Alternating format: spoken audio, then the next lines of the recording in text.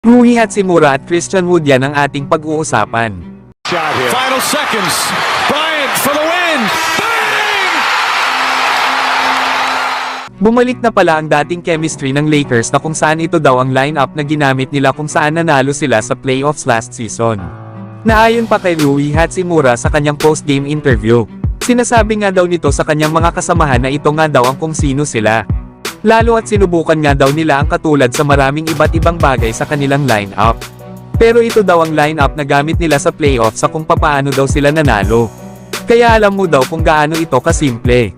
Yan nga mga idol ang pagmamalaking sinabi ni Rui Hachimura. Na para dito ay naibalik na ng kanilang kupunan ang lineup na nagpanalo sa kanila sa playoffs. Dito kasi mas comfortable ang Lakers at isa pa ay mas matagal na silang magkakasama kesa sa iba nilang mga players. Para naman kay Christian Wood, tinawag niya ang kanilang kupunan na isang top 6 caliber roster. Na ayon pa dito ay susubukan daw nilang makarating ng playoffs. At kailangan nga daw nilang makabalik at matapos ng malakas. Lalo at sa ngayon ay nasa 9 seed sila sa West. Pero isa daw ang kanilang kupunan na top 6 team.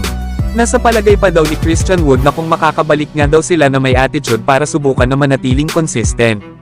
At maging stack sa panalo na magkakasama ay mahirap daw ang kanilang kupunan na talunin. Yan nga mga idol ang mga sinabi ni Christian Wood. Lalo at may 26 games na nga lang ang kanilang kupunan ngayong season. Kaya kailangan nilang i-maximize ang bawat laro nila upang manatili sila sa winning column.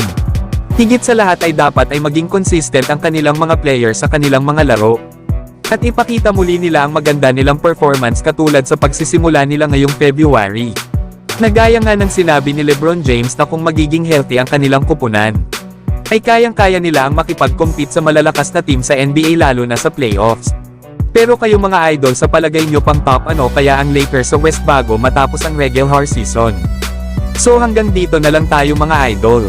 At huwag nyo naman kalimutan mag-subscribe bilang pagsuporta.